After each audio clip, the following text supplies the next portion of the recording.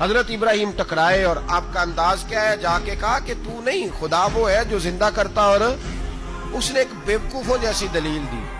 ایک آدمی کو کل پھانسی دینی تھی تو اس کو بلایا، کہنے لگا تجھے کب پھانسی ہے؟ اس نے کہا کل. کہنے لگا جا تجھے آزاد کیا، زندگی دی، اس کو چھٹی دے دی. ایک عام آدمی بیچارہ بیٹھا تھا، اس کو پکڑ کے نا کہنے لگا اس کی گردن اڑا دو.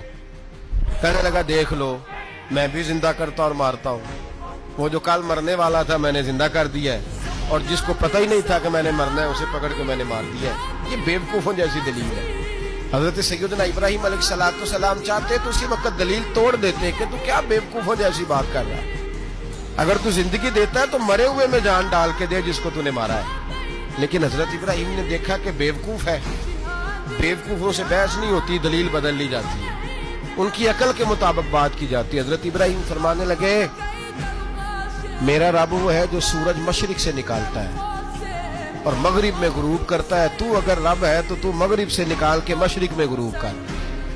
فبہت الذی کفر، کافر لاجواب ہو گیا، اس کے پاس اس چیز کا کوئی جواب نہیں تھا.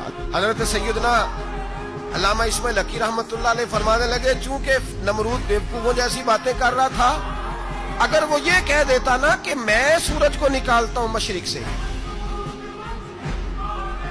میں غروب کرتا ہوں معاذ اللہ مغرب میں میں نکالتا ہوں، تو آپ اپنے رب سے کہیے کہ وہ مغرب سے نکال کے مشرق میں غروب کرے.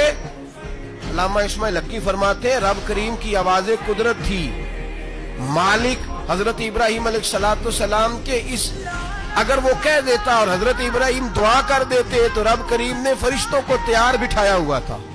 فرمایا اگر یہ کہہ دے میرے خلیل سے کہ سورج مغرب سے نکال کے مشرق میں غروب کرنا ہے تو تیار رہنا، جس طرح خلیل کہیں گے ویسے ہی کر دیں گے. واتخذ اللہ ابراہیم خلیلا، ابراہیم ہمارا دوست جو ہوا.